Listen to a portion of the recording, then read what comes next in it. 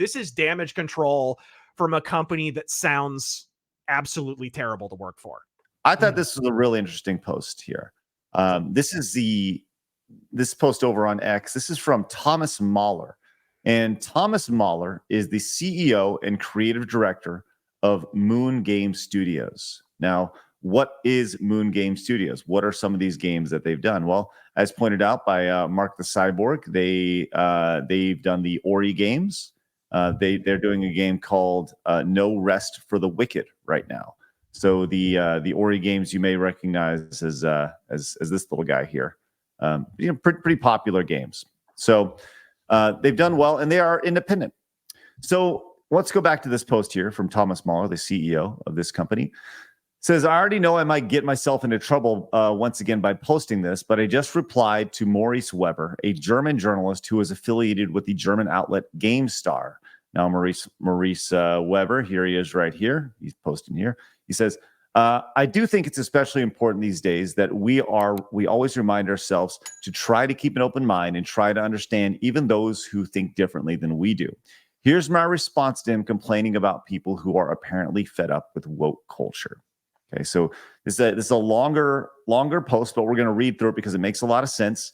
And then we're going to talk about the reaction to this. So this journalist reached out to him, said, because this is the thing now. People are noticing that people are pissed about all this, and now they're writing about, shows like us, G&G, Nerderotic, whatever, that are done with all this nonsense.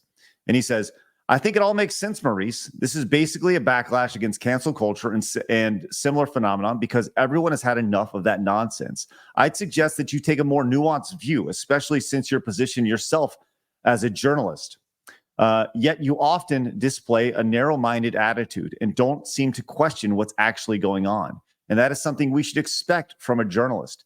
Just because you personally haven't been affected by cancel culture doesn't mean there hasn't been a lot of foolishness happening, and it's still ongoing. It's only a matter of time before it impacts you too. Consider the famous statement. First, they came for the socialist, and I didn't speak about it because I was not a socialist. Then they came for the trade unionist, and I did not speak about it because I wasn't a trade unionist. Then they came for the Jews, but I didn't speak about it because I wasn't a Jew. Then they came for me, and there was no one left to speak for me. Instead of allowing artists to just be artists, Hollywood and most of game developers on the West Coast have decided that it's appropriate to use films and video games as platforms to push their own political agenda. If you argue otherwise, I would expect a journalist like you to back it up with thorough research.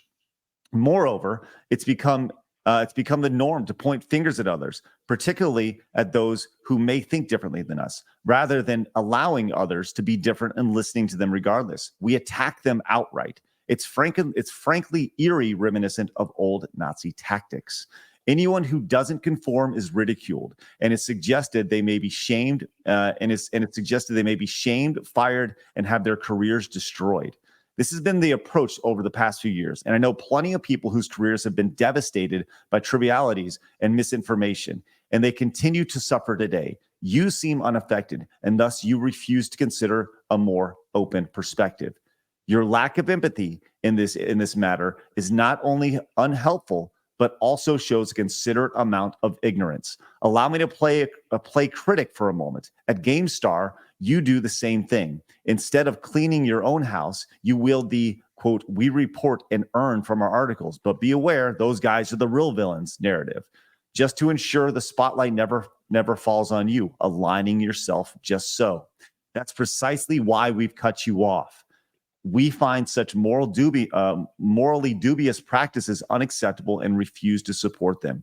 You lack the initiative to conduct your own journalistic investigations, as it seems too much work. Yeah, I was going to say, so this is a personal feud, it sounds like, that has gone on, and they've gotten to the point where they're no longer going to... Didn't something like that happen with, like, Bethesda or something, like banned Kotaku, or like they weren't going to speak with Kotaku anymore or something several years ago? There was some studio that wasn't going to talk to Kotaku at some point. That's what this sounds like. Because at the outset, my first question was, wait a minute. He felt he had to get out in front of a German language game journalist article. Right. English readers don't even read English video game publications, let alone German ones. I don't think this was going to get traction. But now it seems like he's trying to clarify because his company apparently has boycotted them. Right. Well, they just said we're not going to deal with this nonsense. And here it is. I think this is, what he's doing is he's taking the shit that this journalist is spewing and putting it right back in his face and saying, here you go, smell it, smell the shit, and making him smell it. So he continues here because he's going in pretty hard. He says, you lack the initiative to conduct your own journalistic investigations, as it seems too much work when the next clickbait article is due the next day. The sad thing is that young journalists like yourself never knew anything else. The more outrage you generate, the more clicks you get, and that's how you make a living, at the expense of others, which apparently doesn't matter as long as you're seen as the good guys. I hope in the future you will approach the world in a more with more skepticism and openness, and truly consider both sides instead of aligning yourself with one to amplify their propaganda. Now, the most fascinating thing about this is, and that's what he said, and he, continued here with just a little bit, just saying it's deeply important after everything that happened over the past couple of years that we always question hidden agendas, always try to be loving and show understanding, even to those we vehemently disagree with. Proper discourse is more important than ever, and journalists need to understand their responsibilities in this and start acting like journalists again. Now, what's amazing about this is that people are going crazy in German in response to him. And he's getting flamed, and he's seen as extremely hateful for saying those things. And that's the most fascinating thing about this. He's just a dude. He was extremely calm and rational, and now he's getting attacked because he was calm, rational, and explained exactly what the guy asked for. And these attacks are on him personally and not on anything he said in his response. Yeah. And the only way you can respond to that is because clearly it's a cult. Like, they're in a cult.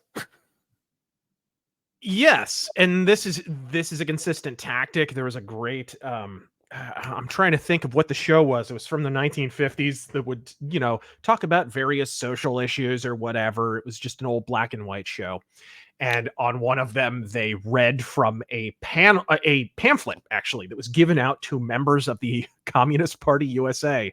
And it said something like, if someone has become too irritating, after sufficient buildups, accuse them of being associated with something that already has a bad smell. So call them fascist, call them this, call them that. Because what will happen is they will have to ultimately defend themselves. And it doesn't matter if they defend themselves and have proof, it will necessarily marginalize and distract them. Right? So this is kind of a tactic that happens.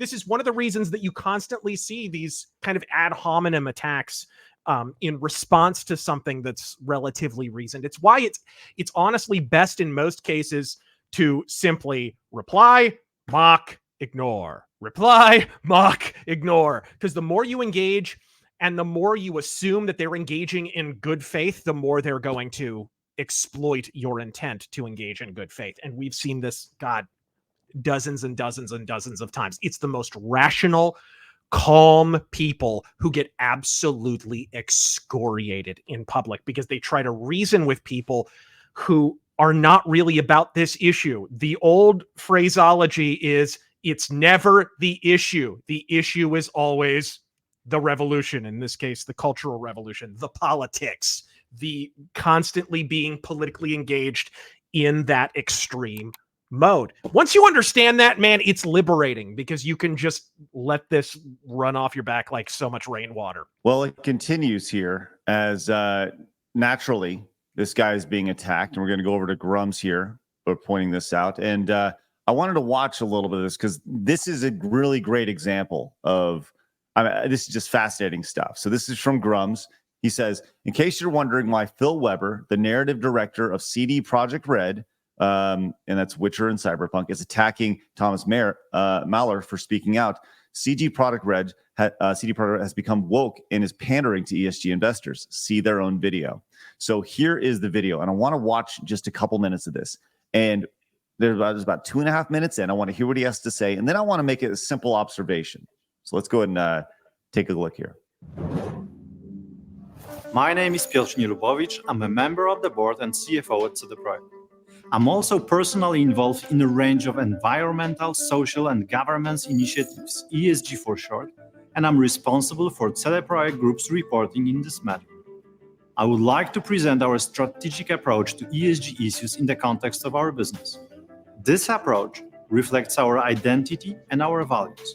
It also takes into consideration the interests of our stakeholders identified in a relevance survey, which we carried out for the first time in 2021.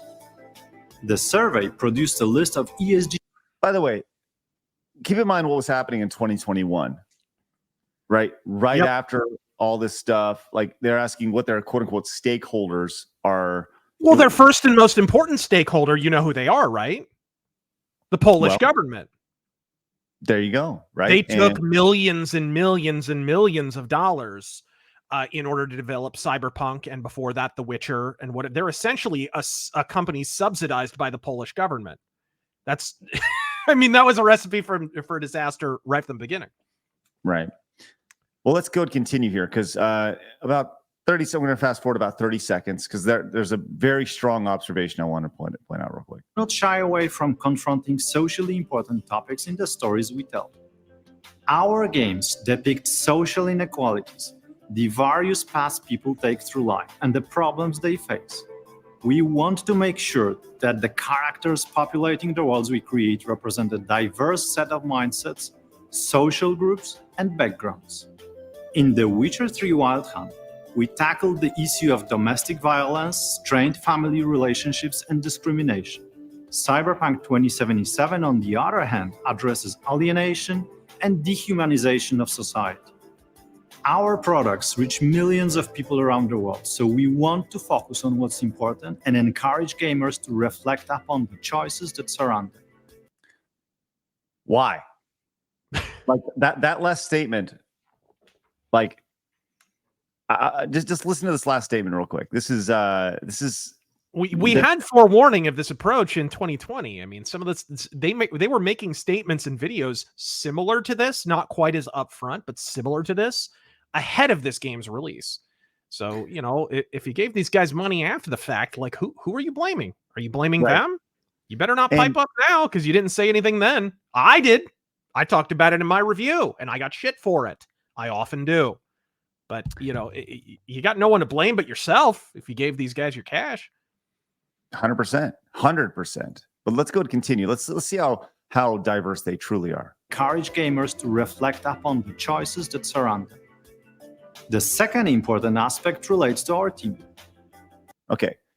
As we look at their team, just be observant. We strive to ensure that we are a company people love working with.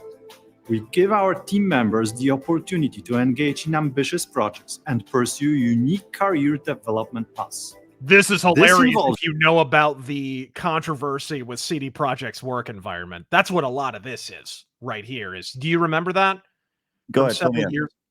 This was ahead of Cyberpunk. It came out around 16, 17.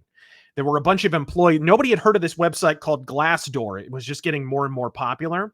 And it was a website where employees from companies can review the company that they work for. And somebody on a lark looked up CD Projekt Red, and it was like 1 star all around.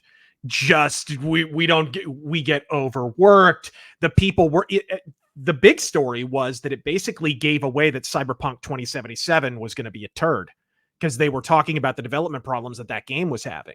That they had to pull off a bunch of the developers to go work on The Witcher 3, that they never had an appropriate direction. One reviewer on that website claimed that the game had to be rebuilt 3 times. Like they started out with one version, then they went off to work on The Witcher 3, then they came back, made another version. That was a turd, so they had to rebuild it again, right? So that's what this reads like to me. Is this is damage control from a company that sounds absolutely terrible to work for. Well, if you also noticed with how diverse they are. Yeah. In Poland. Yeah, there's not a single black person in this video. Go It's like Edgar Winter in a snowstorm over there. Like, I'm serious. Let's go back and look at this. We're going to watch this without audio, and let's count the number of people that are not white in their super diverse haven they have here. Here we go. Let's just do a quick freeze frame. Do we notice any outside of the bubbles, anybody in these streams that are not white? Yep.